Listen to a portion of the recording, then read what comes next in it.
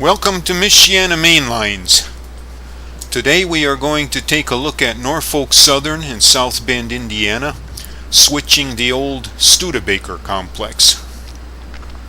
We are currently located on South Chapin Street, but we are looking at Kendall Street, which runs right along that fence line there. We are looking east now. That is the old Studebaker yard, where Norfolk Southern in 1990 still used it as a small yard, mainly to shuttle cars in and out of the complex.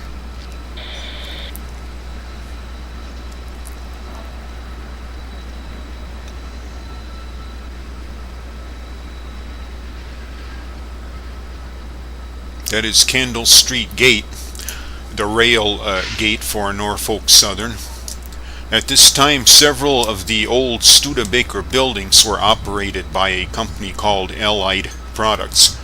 They were a stamping plant that did small jobs for automakers. They stamped things like quarter panels, possibly car doors, trunk lids, bumper type things, and then those were shipped out in these 80-foot boxcars like you see them working with there, and taken to assembly plants probably around Detroit for Ford.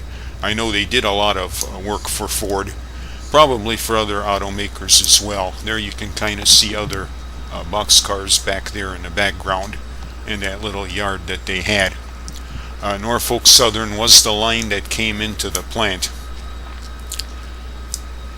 At this time, I believe there was about 4 main sidings that still went into various buildings there. I know there were 2 boxcar docks that were being used.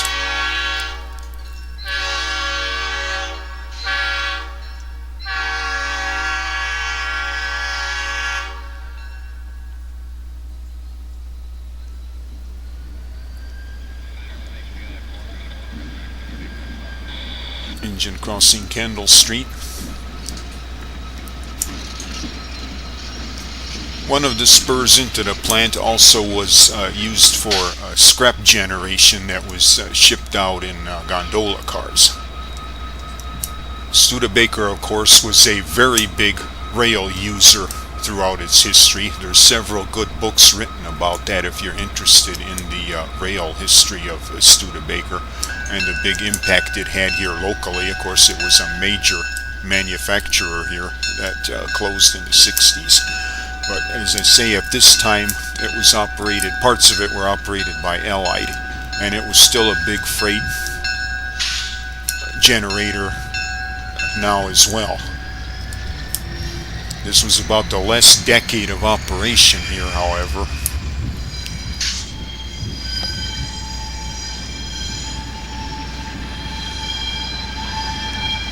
They're going around a sharp curve now, which put them on a line that goes straight north into the plant. I believe that this led to a building that was numbered Building 78. I'm not totally sure about that, but I believe this is where it went. I kind of based that off of a old map I had of Allied Products that kind of seemed to line up with this. Here they are coming back out of the building and approaching Kendall Street once again.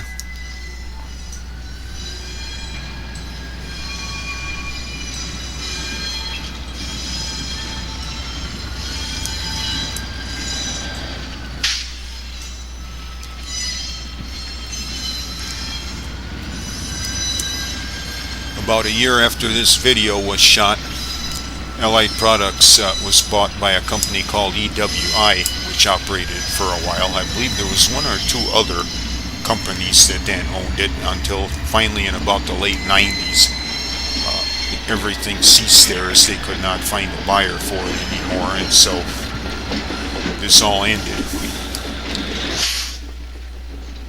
It's an ex-Southern unit, number 2568. I believe that was built in the early 60s, GP30. Of course, Southern was part of Norfolk. Well, Southern and Norfolk Western became Norfolk Southern, so they was kind of intermingling equipment at this point. Norfolk Southern was kind of a secondary player in South Bend. now in 90. Conrail was the big player here. Norfolk Southern used the 2X NJI tracks on the south side of town. The NJI ran down south to near Lakeville at a place called Pine.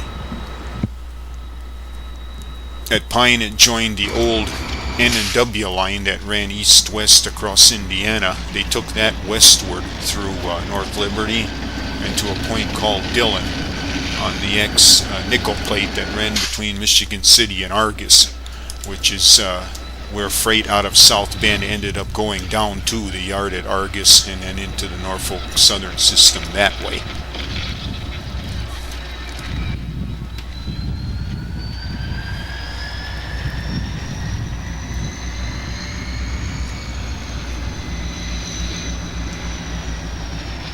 I believe that this time Norfolk Southern probably switched L-Lite about once a day, 5 days a week.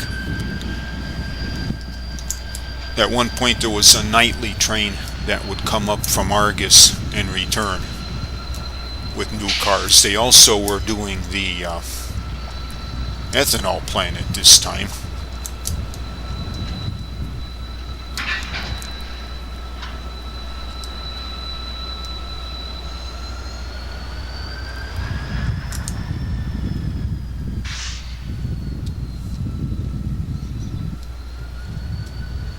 They also had a siding down at Pine Junction where they would maneuver some cars, which were basically for Allied.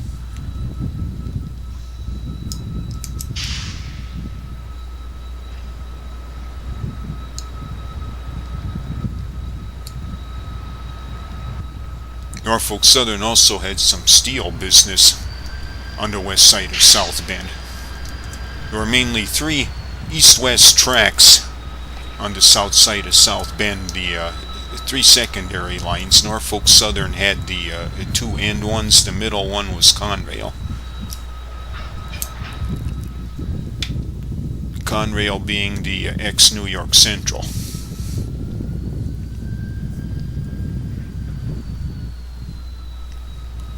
This audio is being done in 2019, so I'll be talking about how things have changed here, and of course, changes have been major.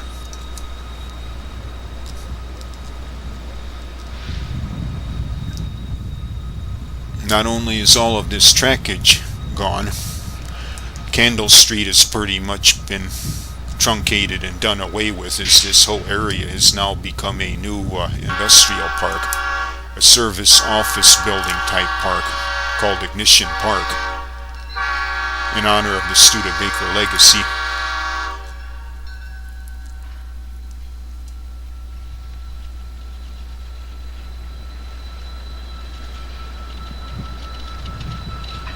All of the Studebaker buildings are gone here.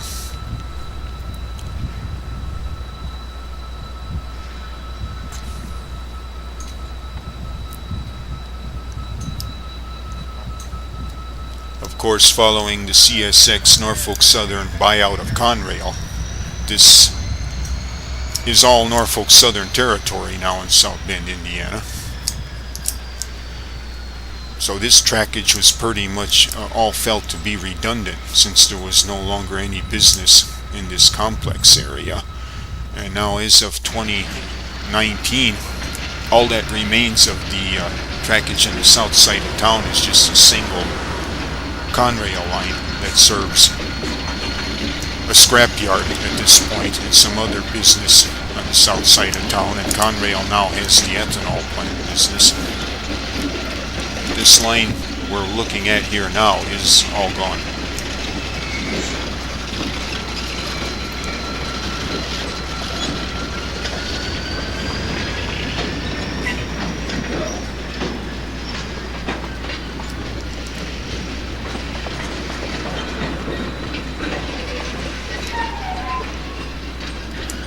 Huge auto boxcars.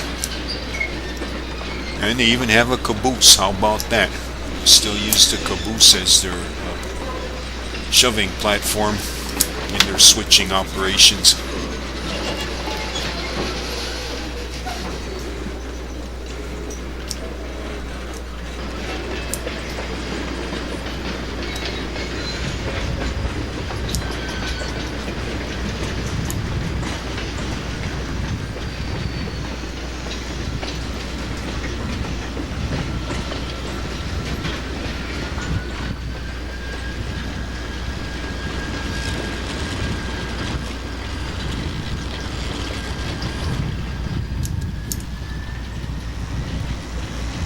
interesting modern freight cars like that, still utilizing old Studebaker trackage.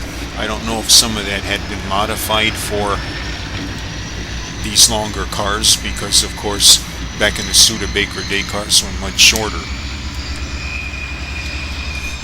40-foot freight cars were the norm, and then 50-footers started coming into play, but probably wasn't until the late 60s, 70s when these big auto box cars actually started being utilized by all of the auto plants.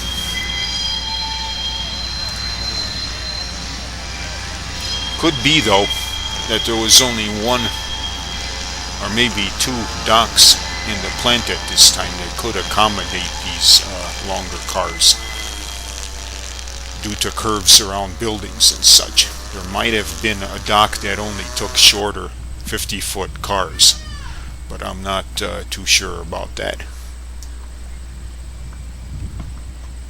Here we see them getting ready to leave town. This is the south side of South Bend. That is Walnut Street that they are going to be crossing. Edward Street is the street that runs alongside the track. Again, this track is now gone. There is only one line to the left of this track that is still in place across Walnut to reach the scrapyard.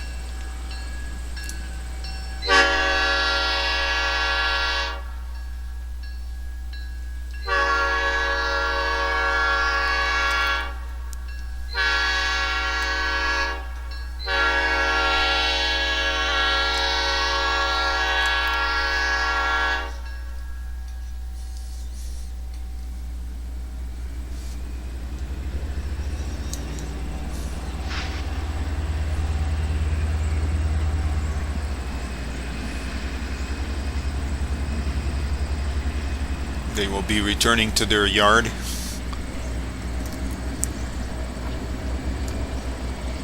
And then I believe these cars will be picked up overnight by a train coming up out of Argus. I hope you have enjoyed this. If you did, subscribe. I apologize for any jerkiness.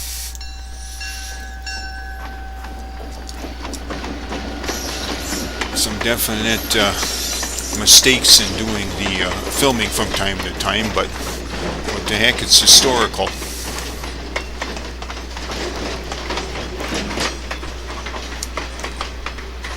See the way those cars were really rocking. This isn't the best of trackage here at this point.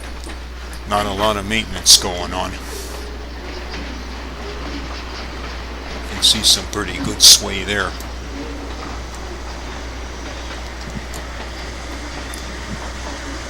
So again, thanks for watching. I plan to do more as long as there's continued interest.